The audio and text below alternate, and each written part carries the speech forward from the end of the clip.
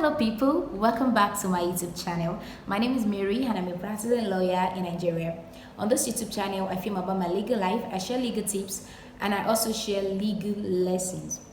You already know the major motive of this YouTube channel is to eradicate ignorance of law in Nigeria, because ignorance of law is not an excuse. That you are not aware that is a law or this is a law will not be an excuse when you contravene one. It will not exonerate you from liability. So that is why I'm here, to keep you on the right track. So please do well to subscribe, please. Thank you so much. So to my return subscribers, thank you for always coming. And if you're yet to subscribe, please smash the subscribe button. Thank you very much. So in this video, I will be showing you how to adopt a final written address in a Nigerian court. This is majorly for law students or lawyers, and if you're a layman, you can also watch this. It will definitely educate you or entertain you. Yes, so please make sure you watch this video till the end. So to start with, what is a final written address? A final written address is the last or final submission that the lawyer makes to the court to convince the court or to argue some issues and bring some authorities to actually make the court to enter judgment in your favor. So that is what the final written address is. So it has issues, arguments, and authorities. Yes, you bring out the issues, everything you have jotted down during giving of evidence that will definitely help your case. You put it together, formulate your issues, authorities that will actually help your position for the court to give judgment in your favor. That is all you do. So now let me answer this question. Who filed a final written address first? The first shall be the last. That is it. Whosoever give evidence first will be the last to find a final written address, which means the last person will be the first to file a final written address. In Abuja, a final written address will be within 21 days from the giving of evidence, from close of evidence rather. So in a situation whereby the plaintiff call evidence, the defendant did not call evidence, the plaintiff will be the first to file a final written address. That is it. The last shall be the first. I think I mixed it up earlier. So the last shall be the first. So the plaintiff will be, so and in a situation whereby the plaintiff calls witnesses and defendant also call witnesses, the defendant would be the first to file a final written address, and followed by the plaintiff, and followed again by the defendant to file a reply on points of law if there are new issues from the plaintiff final written address. So now, on the adjourned date, the court may give you the opportunity to deliberate, not all the time. So in a case the court will not give you that opportunity, your final written address, your document, your draft should be a very comprehensive one. You should have all your issues, your arguments, everything there, because the court may not give you opportunity to actually start bringing out issues and arguing and your authorities and all that. And peradventure, the court even give you opportunity to deliberate. It might not be up to that 20 minutes. So it is very good for you to have everything in your final written, in the document, in your process. So on the adjourned dates, let's assume I'm the defendant now.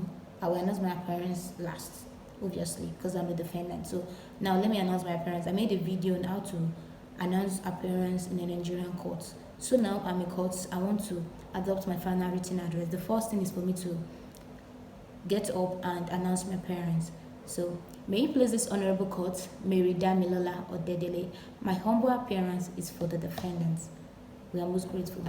So, if I have a pending motion, probably if I file that my final written address out of time, so definitely there will be an application for extension of time. So before we move to the adoption of the final written address, I need to move that motion so that my process, my final written address, will be proper before the court. So I also made a video on how to move a motion in the Nigerian court. So also do well to watch that video. So after announcing your appearance, you move your motion for extension of time, and the next in line is adoption of the final written address. As a defendant, I filed final written address first. I'll be the first person to move my final written address. So now, this is the business of this video. how to move a final written address. So there are two ways to move a final written address. One, just as the same way we move our motion in court, you can move in terms and the court will give you opportunity to elaborate. So I will do both. Let's assume I am moving in terms now. My lord, our final written address is dated the 9th day of September 2020 and filed on the same day. My lord, we adopt our final written address as the final submission of the defendant in respect to this case. I will urge this honorable court to enter judgment in favor of the defendants. We are most grateful. That is all. It's as simple as that. You can actually memorize it. It's as simple as that. But in a situation whereby my lord is like, yes, counsel, what do you have in your final written address? Tell me.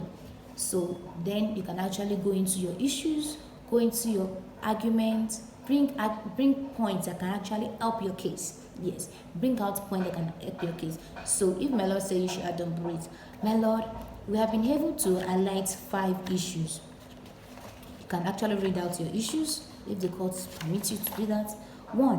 Whether having regards on the evidence adduced at the trial of the suit, the plaintiff has failed to establish and prove by credible evidence the breach of contracts between the parties against the defendants. That is 1. Read the 2, read the 3rd, read the 4th. My lord, we have been able to argue issue 1 and 2 together.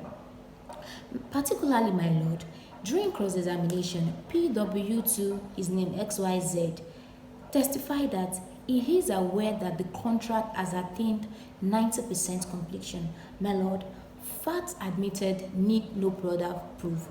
This was the case in Ume and Ejike 2013 LPELR 23506 Court of Appeal. My lord, the court held that the law is settled that facts admitted need no further proof. My lord, based on this, my lord, we urge this honorable court to give judgment in the favor of the defendant that no breach of contract. That is all.